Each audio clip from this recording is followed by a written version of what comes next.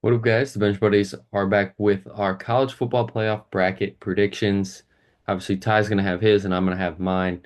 And, it's a great season, 12 teams, whole new bracket. So we can do a video like this for you guys as, it's a whole new season of college football. So I'll let you start it here off, Ty, with that Ohio State and Tennessee game. Yeah, we're storming out of the gates in this bracket because I'm going with an upset in my first game. I'm going with the Tennessee Volunteers on the road. I think the vibes are very low for Ohio State right now, and Ryan Day is not the type of guy to rally them from that. So they get upset in the first round. I think Texas might struggle a little bit early with Clemson, but they come out with a comfortable win there at home. I just think Clemson doesn't have enough on offense to deal with that D line. Penn State, I think, wins fairly easily against SMU. I think they're just going to rely on that run game. And like I said in our last video, I think they'll just control the time of possession against SMU. Play, this is usually the way Penn State plays against teams they're quote unquote better than. They just control time of possession, run the ball, and get out of there with a win. A lot of people like Indiana in the upset. I'm going with Notre Dame at home. I think Notre Dame, too many people are looking at that NIU loss, but they're a very underrated team. They're as good as anyone in the country this year. So there's my quarterfinals here, starting with Oregon and Tennessee. I'm going with the undefeated Ducks. There's a reason they're undefeated. They've gone through Ohio State and Penn State, came out on the winning end. I just think this team at this moment, you can't argue anyone being better than them. They might lose, uh, but I just think they're clearly the best team in the country at this moment, and Tennessee doesn't have enough to compete in that game. ASU and Texas, again, Texas could struggle in this game, but I just don't see them losing it. I think that D line can handle Cam Scattaboo. They can shut him down just enough, and I think whoever it is at quarterback can't Arch Manning, Quinn Ewers, whoever it is, they're going to have a big day against that defense. So the Longhorns move on. Boise State, Penn State. This is going to be a fun game because Boise State can do what Penn State wants to do, but maybe better. But I think Penn State is going to have just enough of an answer for Ashton Jeanty and the Nittany Lions. Do either of these count as a big game? Because if they do, I guess I have James Franklin going 2-0 here in Mhm. big games. That's a little alarming, It but is. we're going with it. We're going with Penn State. And here's where things really shake up. Georgia is without Carson Beck. That's pretty much certain at this point. And yes, Gunnar Stockton came in, led a touchdown drive in the SEC championship, but he really struggled after that. People are forgetting about that. So I'm going Notre Dame in a massive upset. Massive upset. I think this would really shake things up. A team that everyone says, oh, they just get embarrassed when they play a big game. And then, Georgia has just been the cream of the crop for the last 4 years. But I'm going with the Irish, a turn of the tide here. So here's my semifinals: Oregon, Texas, Penn State, Notre Dame.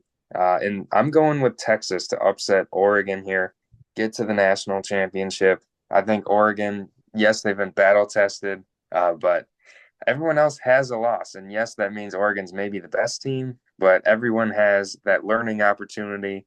Like in the NFL, everyone said the Lions need a loss if they're going to make a deep run. They need a loss to kind of reset them. And Oregon never had that. And that could come back to bite them here. And I think it will. I think Texas, yes, they lost twice to Georgia, but I think maybe that's just a bad matchup. So I think they get to the championship. And then you got Penn State and Notre Dame. This was a really tough one. This is like a coin flip game for me. But I'm going with the Irish. I think they ride that win over Georgia and they get to the national championship. And now you got Texas and Notre Dame. And if this is what we come out with, I'm going with the Longhorns. They make their long awaited return to the top of college football. I want to say it's been 19 years since the Vince Young game against USC. And I think Texas gets back to the top of college football, wins the national championship. Well, however many years it is, it's definitely one we don't remember. So it's definitely been a Yeah. long time. And I guess I'll kick it off. I mean, we already know I'm going Tennessee. I hate Ohio State, and that's my analysis for that one because you've already seen it on the other video. Texas, Clemson, like we said, I just think it makes too much sense for Texas to win this game. And maybe that's why it's just could be an upset in Clemson's playoff history. Dabo's been here multiple times. Sarkisian hasn't. So who knows? But for this standpoint, I like Texas.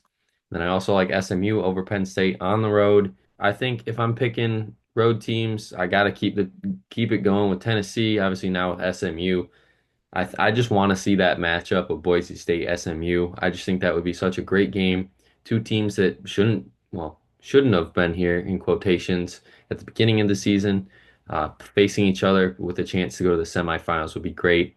Then obviously I'm going with the Irish to get past Indiana, and I really just want to see Notre Dame against a SEC school, team that's solidified themselves as a very good team down the stretch. Now we get Oregon and Tennessee in the final eight, and I'm going with Tennessee here.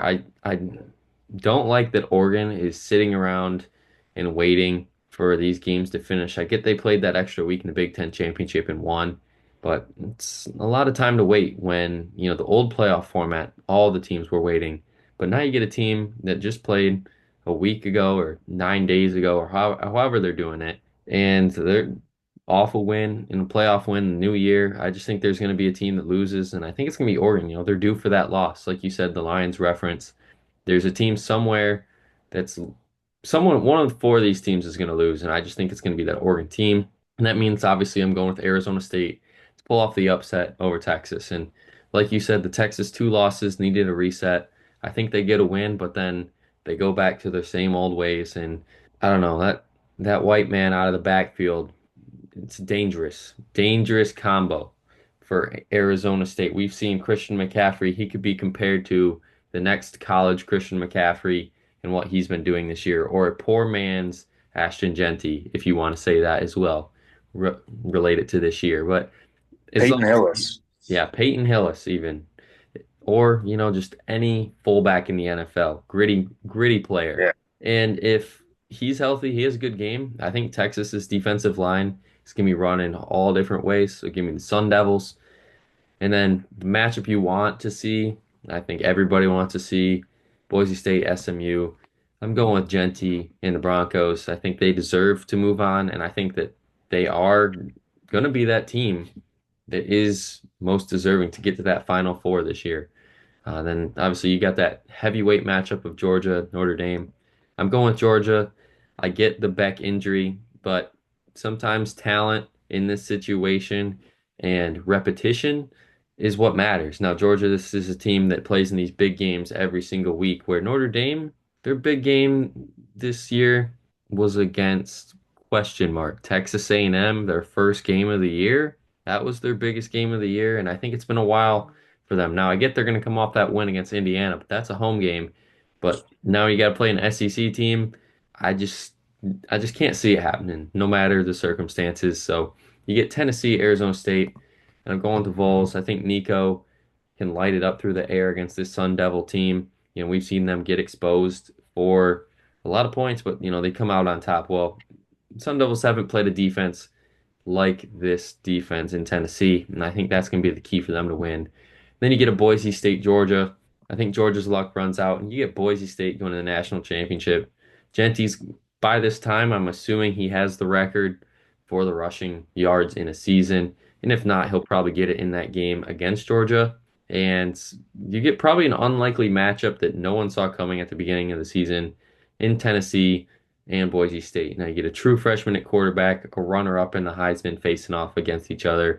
And I like Tennessee. I think Tennessee is the most complete team, at least out of that first round, that I think we know what we're going to get week in and week out because they haven't been inconsistent since week 6 against the Arkansas loss. Since then, they've really started to figure it out, and that's my reason why on Tennessee is going to win it all this year. I'm just taking it all in. I think the 12 teams has been a great addition this year. I think this is the perfect year for it. You have Tennessee winning the whole thing as the number 9 team. I think, as much as I hate to say it, I wouldn't be totally shocked if Ohio State won it as the 8th seed.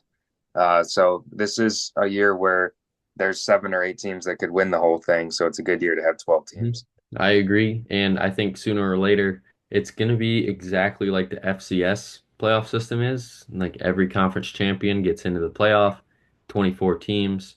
Doesn't matter if you win your conference or not, you don't get a bye. I just think that would be great for the game because you really get all those mid-major schools like Ohio, for example, will be playing in a playoff game, hosting a playoff game more than likely.